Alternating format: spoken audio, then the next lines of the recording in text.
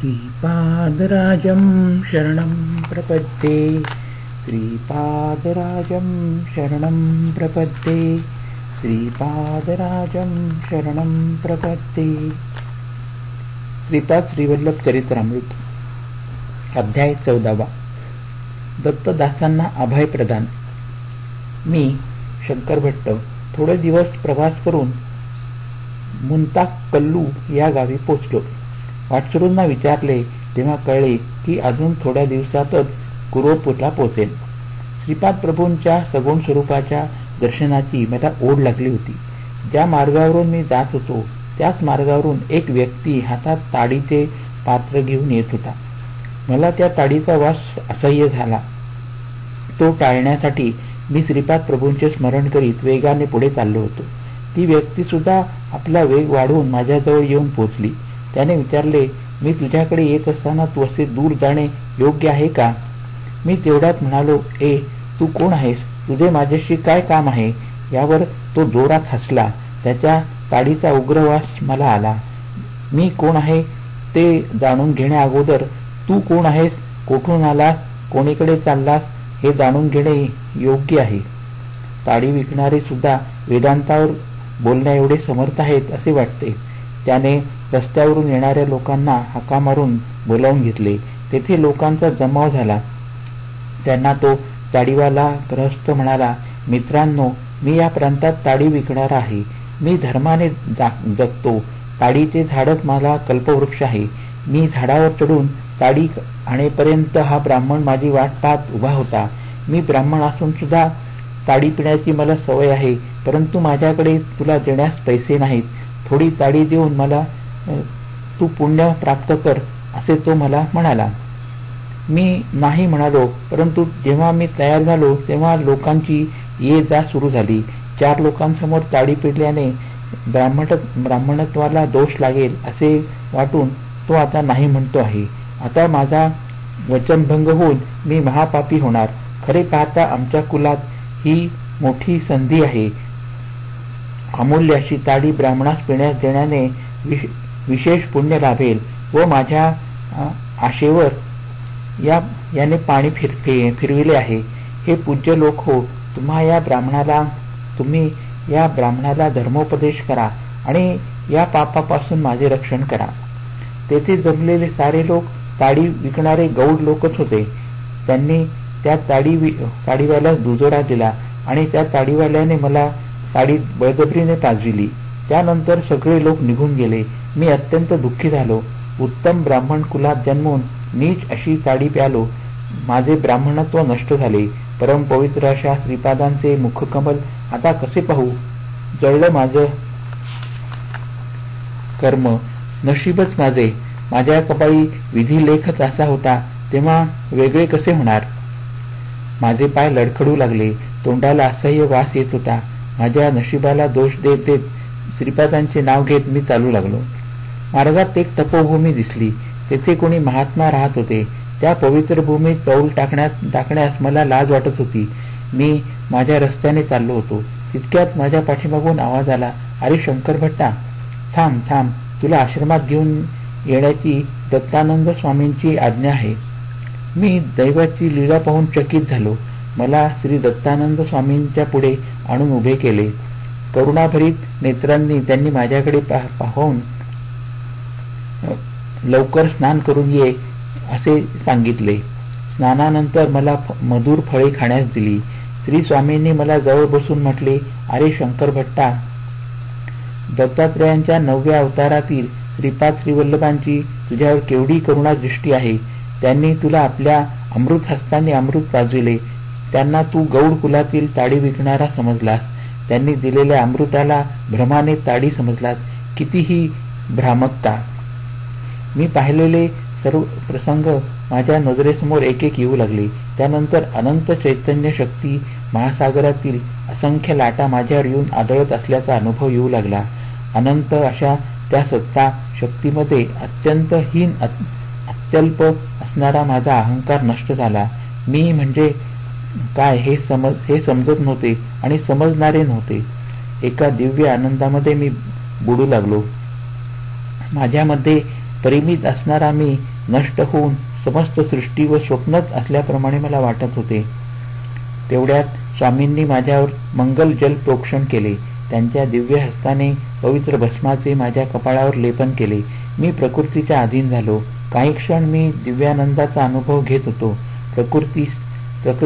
प्रकृतीस्थ झाल्या असणारा मी लगेच स्थूल तत्वात फसत जात असल्याचे माझ्या लक्षात आले. श्री स्वामी म्हणाले, पूर्वीच्या एका जन्मात तू गौड कुलात होतास. जास्त प्रमाणात ताडीचे सेवन करीत होतास. त्यावेळी तुझी ताडी पिण्याची इच्छा बाकी होती. श्रीपाद प्रभूंचा अनुग्रह नसता तर तुला ती वाईट सवय लागली असती व तू पतित झाला असतास. तुझ्या पत्रिकेत अनेक गंडांतरे आहेत, परंतु श्रीपाद प्रभूंच्या अमृतदृष्टीने तुझ्या न कळत परिहार होतो आहे. श्री गुरूंच्या महिमेचे कोण वर्णन करू शकतो? वेद सुद्धा नेती नेती म्हणत नोंद झाले आहेत. यावर मी म्हणालो, श्रीपाद प्रभू सारखे म्हणतात की ते नरसिंह सरस्वती रूपाने अवतार घेणार आहेत. त्यांच्या लीलांमधील गर्भित अर्थ जाणून घेण्याची माझी इच्छा आहे. हे ऐकून स्वामी म्हणाले, वेद ऋषींचे तत्ववेत्तेपणाचे ते प्रमुख लक्षण आहे. अध्यात्मातील दडलेली सत्यवचने त्यांच्या सहज सोप्या शब्दांमध्ये संतांनी सांगितली आहेत. हेच आत्मसत्य आहे. वस्तुतः कर्मकांडाला अनुसरून व्याख्या करताना आत्मसत्यालाच सत्य, यज्ञ, जल, अन्न असे वेगवेगळे संबोधन केले आहे. अशा प्रकारानेच सरस्वती शब्दांचे सुद्धा फार वैशिष्ट्य आहे. सरस्वती नदी अंतर्वाहिनी आहे.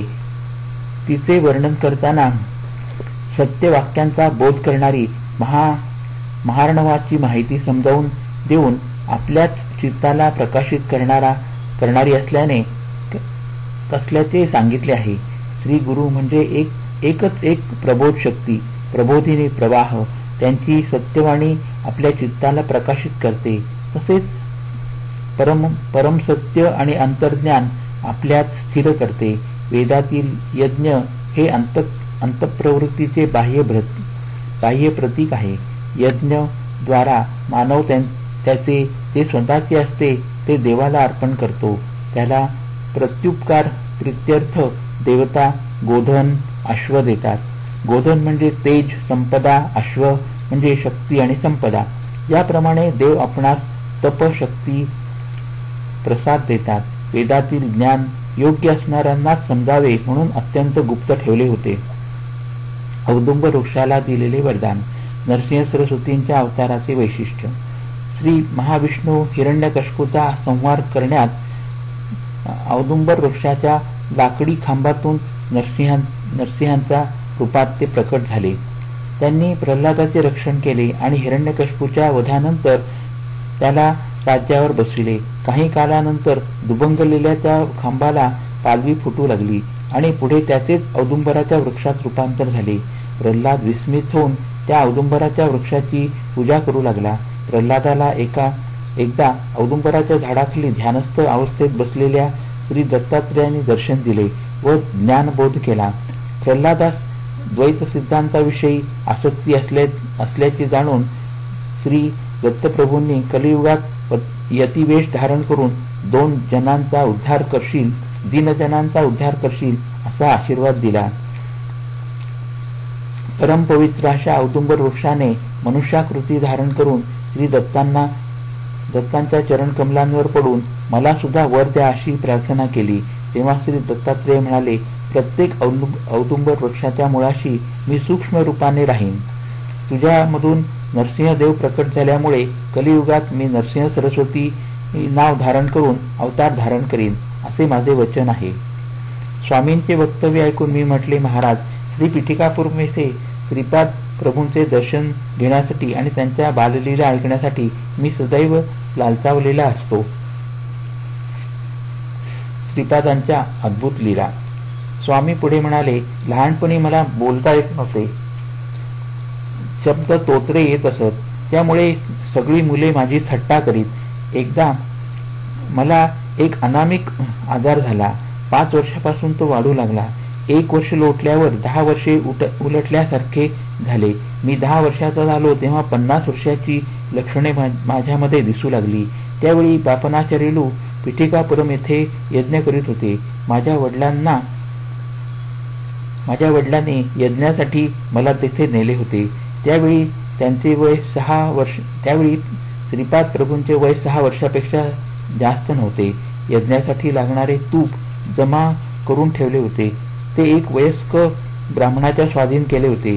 तुपातील 1/3 भाग तो ब्राह्मण घरी ठेवून उरलेला 2/3 भाग यज्ञासाठी आणीत असे. यज्ञाला प्रारंभ झाला, परंतु तूप थोड्या वेळातच संपत आले. त्यावेळी तूप तयार करणे कठीण होते. हा चिंतेचा विषय होता. श्री बापनाचार्युलूने श्रीपादांकडे हेतू पुरस्सर पाहिले. तेव्हा श्रीपाद म्हणाले, काही चोर माझे धन अपहरण करण्याची योजना करीत आहेत. परंतु मी त्यांचे प्रयत्न सफल होऊ देणार नाही. योग्य वेळीच त्यांना शिक्षा देईन. त्यांच्या घरी पत्नीबरोबर शनिदेवाने राहावे अशी आज्ञा करतो आहे. एवढे बोलणे झाल्यावर श्रीपादांनी त्या वृद्ध ब्राह्मणाला बोलावून ताडपत्रीवर असे लिहून दिले, आई गंगा माते, यज्ञाच्या निर्वाहासाठी लागणारे धृत द्यावे. तुझी बाकी माझे आजोबा श्री व्यंकटपय्या श्रेष्ठी देऊन टाकतील. ही श्रीपाद प्रभूंची आज्ञा आहे. हे पत्र त्यांनी श्रेष्ठींना दाखविले. त्यांनी ते मान्य केले. त्या वृद्ध ब्राह्मणाबरोबर 4 ब्राह्मण पादगया तीर्थावर गेले. ते पत्र तीर्थराजाला समर्पित केले आणि त्यांनी नेलेल्या पात्रात तीर्थाचे जल भरून घेतले. वेदमंत्र म्हणत ते जल यज्ञस्थळी आणले. ते जल आणत असतानाच त्या सर्वांच्या समोरच त्या जलाचे शुद्ध तूप झाले. त्या धृताच्या आहुतीने यज्ञाची सांगता झाली. सर्वजण आनंदित झाले. वचनाप्रमाणे श्रेष्ठींनी त्या पात्रात तूप भरून गया तीर्थास समर्पित केले. धृत ओततानाच त्याचे पाणी होत होते. माझ्या वडिलांनी माझी दुःस्थिती श्रीपादांना सांगितली. ते म्हणाले, थोडा वेळ थांबा, रोगाचे निवारण होईल. तोतरेपणा काढून टाकीन. एक घर जळणार आहे, त्याचा मुहूर्त ठरवायचा आहे. प्रभूंची विधाने अनाकलनीय होती. तेवढ्यात तो वृद्ध ब्राह्मण आला. तूप चोरल्यामुळे काही हानी झाली की काय हे पाहण्यासाठी तो आला होता. काही झाले तरी श्रीपादांच्या दर्शनाने चांगलेच घडेल असा त्याचा दृढ विश्वास होता. श्रीपाद प्रभू त्याला म्हणाले, आजोबा, तुम्ही मुहूर्तशास्त्रात पारंगत आहात. एका घराला परशुराम गती करायची आहे, जे नष्ट करायचे आहे. त्यासाठी योग्य मुहूर्त काढायचा आहे. तेव्हा तो वृद्ध ब्राह्मण म्हणाला, गृहनिर्माणासाठी भूमिपूजनासाठी मुहूर्त असतात, परंतु ग्रहदाहाला मुहूर्त नसतात. श्रीपाद म्हणाले, चोरी करायला ग्रहदाहाला मुहूर्त कसे नसतात? तो वृद्ध ब्राह्मण म्हणाला, तसे मुहूर्त असल्याचे मी ऐकले नाही. श्रीपाद म्हणाले, आजोबा, किती शुभ वार्ता सांगितलीत. परमपवित्र अशा यज्ञासाठी जमविलेले तूप एका दूर्ताने चोरून नेले. अग्निदेवाला भूक आवरली नाही. धर्मानुसार त्यांना मिळावयास हवे असलेले तूप न मिळाल्यामुळे ते घर जाळून आपली भूक भागवीत आहेत. अग्निदेवता आनंदाने उड्या मारीत आहेत. श्रीपाद प्रभूंची बोलणी ऐकल्यावर त्या वृद्ध ब्राह्मणाचा चेहरा पडला. श्रीपाद म्हणाले, तुझे घर भस्मसात झाले, त्याचे थोडे भस्म घेऊन ये. श्रीपाद प्रभू अनुग्रह करून वरदान देतात, तसेच संतापाने नष्ट करतात हे ब्राह्मणास माहीत होते. तो काही एक शब्द न बोलता भस्म झालेल्या घराचे भस्म घेऊन आला. ते भस्म पाण्यात टाकून ते पाणी पिण्याची प्रभूंनी मला आज्ञा केली आणि 3 दिवसपर्यंत असे करण्यास सांगितले. आम्ही श्री बापनाचार्युलूंच्या घरी 3 दिवस राहिलो आणि ते भस्मयुक्त पाणी पिले. माझा तोतरेपणा पूर्णपणे नाहीसा झाला होता आणि मी स्वस्थ झालो होतो. श्रीपाद प्रभूंनी आपला दिव्य हस्त माझ्या मस्तकावर ठेवून शक्तिपात करून मला ज्ञानदान करून धन्य केले. त्यानंतर ते म्हणाले, आजपासून तू दत्तानंद या नावाने प्रसिद्ध होशील. गृहस्थाश्रम स्वीकारून लोकांना तारशील, धर्मबोध करशील.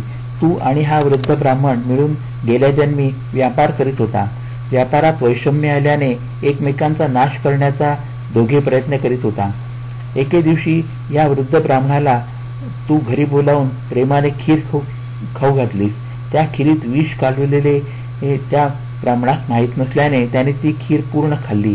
आणि काही वेळाने तो मरण पावला. तुला माहीत नसताना या वृद्ध ब्राह्मणाने तुझे घर काही लोकांकरवी जाळले आणि ते जळून भस्म झाले. तुझी पत्नी त्या आगीत जळून गेली. घरी आल्यावर सर्वनाश झालेले पाहून त्या धक्क्याने हृदय बंद पडून तू मरण पावलास. पूर्वजन्मात विषप्रयोग केल्यामुळे ह्या जन्मी अशी तुझी विचित्र व्याधीस तू बळी पडलास. तुझे पूर्वजन्मीचे घर ह्याने जाळले असल्याने त्याचे घर या जन्मी जळून खाक झाले. या लीलेने मी तुम्हा दोघांना तुमच्या कर्मबंधनापासून मुक्त केले आहे. श्रीपाद प्रभूंचा अनुग्रह प्राप्त करून मी माझ्या घरी परतलो. त्यांच्या कृपेने वेदशास्त्र संपन्न पंडित झालो. त्या वृद्ध ब्राह्मणास नरसिंहवर्मांनी नवीन घर बांधून दिले. श्रीपादांच्या कृपाप्रसादाने दोघांचा कर्मबंधनाचा विच्छेद होऊन दोघांचे भले झाले. श्रीपाद प्रभूंच्या लीला अत्यंत दिव्य व आगाध असतात, हेच खरे. दत्तानंद पुढे म्हणाले, अरे शंकर भट्टा, सर्व देवता तेजातून निर्माण झाले आहेत. आदिती माता ही सर्व देवांची माता आहे. देवताच मानवाच्या प्रवृत्तीला विकासाला कारक आहेत. देवता मानवाला तेज देतात. मानवाच्या आत्म्यावर दिव्य चैतन्य संपदेचा वर्षाव करतात. त्या सत्यपोषक असतात. तेच सत्य लोकाचे निर्माते आहेत. मानवाच्या संपूर्ण मोक्षाला, अव्याज आनंदाला तेच कारणीभूत होतात. ब्राह्मण भूलोकीचे देवता. सर्व देवता मंत्र स्वरूप आहेत. हे विश्व देवाधीन आहे. अशा प्रकारे देवता मंत्राधीन आहेत. ते मंत्र सद्ब्राह्मणांच्या अधीन आहेत. म्हणून ब्राह्मण भूमीवर देवता समान आहेत. शब्द हा साधारणपणे पंच इंद्रियांनी ग्रहण करता येतो. शब्द, प्रकाश, गमन, स्पर्श, शीतोष्ण, विस्मृती, बल, प्रयोग, वेग, गमन वगैरे अत्यंत थोड्या प्रमाणात असलेले प्राथमिक भाव निवेदन करण्यासाठी मानवाच्या उपयोगात येतात. भाषेची प्रगती होत असताना क्रमाने भाषेमध्ये भावाची विविधता, निश्चितता वाढीस लागते. यासाठी अस्पष्टतेतून निश्चित असे निश्चलत्व, भौतिक अंशामधून मानसिक अंशामध्ये, व्यक्तत्वामधून अव्यक्त भावना, अशा पद्धतीने भाषेची वृद्धी होऊन वाढू लागते. पवित्र ग्रंथ पठण केल्याचे विशेष फल तुमच्या श्रीपाद प्रभूंचे दिव्य चरित्र संस्कृत भाषेत लिहिण्याचा मानस अत्यंत स्तुत्य आहे. हा संस्कृत भाषेतील ग्रंथ कालांतराने तेलुगू भाषेत अनुवादित केला जाईल. अनुवादित केलेल्या ग्रंथाच्या पठणाचे फल मूळ ग्रंथाच्या पठणासारखेच असेल. श्रीपाद प्रभूंचे चरित्र कोणीही कुठेही पठण केल्यास स्वतः श्रीपाद प्रभू तेथे सूक्ष्म रूपाने राहून ते श्रवण करतात. या संबंधीची एक कहाणी सांगतो, सावधान होऊन ऐक. श्रीपाद 7 वर्षाचे झाले असताना वेदोक्त विधीने उपनयन संस्कार झाला. त्या काळात संपन्न गृहस्थांच्या घरी असे कार्यक्रम असले म्हणजे चोहीकडे अत्यंत आनंदाचे वातावरण असे. बापनाचार्यूंच्या आनंदाला तर सीमा नव्हती. त्यांनी आपल्या जाती बांधवांना दत्तचरित्र ऐकण्यासाठी आमंत्रित केले होते. ते सर्वजण मोठ्या उत्सुकतेने दत्तचरित्र ऐकण्यास आले होते. दत्तदासांनी दत्तचरित्र सांगण्यास सुरुवात केली. ते म्हणाले, पूर्वयुगात अनुसया आणि अत्री महर्षी या परम पावन दाम्पत्याला एका पुत्ररत्नाची प्राप्ती झाली. त्याचे नाव दत्तात्रेय असे ठेवले होते. तेच परमज्योती दत्तात्रेय सध्या या कलियुगात श्रीपाद श्रीवल्लभ रूपाने पिठिकापुरम मध्ये अवतरले आहेत. त्या महाप्रभूंचे आज उपनयन झाले. उपनयनानंतर दिव्य तेजस्वी असे आपले प्रभू अधिकच तेजपुंज दिसू लागले आहेत. अशा दीनजन उद्धारक असणाऱ्या प्रभूंचे नित्य मांगल्य होऊ दे. हीच कथा ते सारखे सांगत होते आणि श्रोते तन्मय होऊन ऐकत होते. असे 53 वेळा घडले. दत्तदासांवर श्रीपाद प्रभूंची अमृत दृष्टी पडली. उपनयनानंतर श्रीपाद तेथे असलेल्या ब्राह्मणांना म्हणाले की मी लगेच मालदासरीच्या घरी जाणार आहे. जाण्याचे कारण विचारले तेव्हा श्रीपाद म्हणाले, विशुद्ध अंतःकरण असलेला दत्तदास माझे चरित्र सांगत आहे. त्याने एकदा सांगितलेला कथाभाग 1 अध्याय असे समजल्यास 53 अध्याय पूर्ण झाले आहेत. माझ्या चरित्रातील 53 अध्याय श्रद्धेने पूर्ण करणाऱ्या साधकास देण्यासाठी असलेले सद्यफलित लगेच मला द्यायचे आहे. श्रीपाद प्रभूंच्या भक्त वात्सल्याला जाती कुलाचा भेद नाही. श्रीपाद प्रभूंना दत्तदासाकडे जाण्यासाठी ब्राह्मणांनी अनुमती दिली नाही. तेव्हा श्रीपाद क्रोधावेशाने म्हणाले, तुम्ही कोणालाही पंचम म्हणून नीच जातीच्या लोकांना क्रूरतेने दाबून टाकीत आहात. परंतु त्यांच्यावर माझा कृपा कटाक्ष जास्त असल्याने येणाऱ्या शताब्दीमध्ये ते उन्नत स्थितीत राहतील आणि तुमचे ब्राह्मणत्व, तुमचे अधिकार त्यांची सेवक वृत्ती धारण करून धर्मभ्रष्ट कर्मभ्रष्ट होतील. माझे वचन म्हणजे काळ्या दगडावरील रेघ आहे. त्यातील एकाही अक्षरात बदल होणार नाही. तुम्हा ब्राह्मणामधील जे धर्मबद्ध होऊन दत्तभक्ती करीत आपले जीवन व्यतीत करतील त्यांची मी डोळ्यात तेल घालून रक्षा करीन. श्रीपादांच्या क्रोधावेशाला आई वडिलांनी शांत करण्याचा प्रयत्न केला.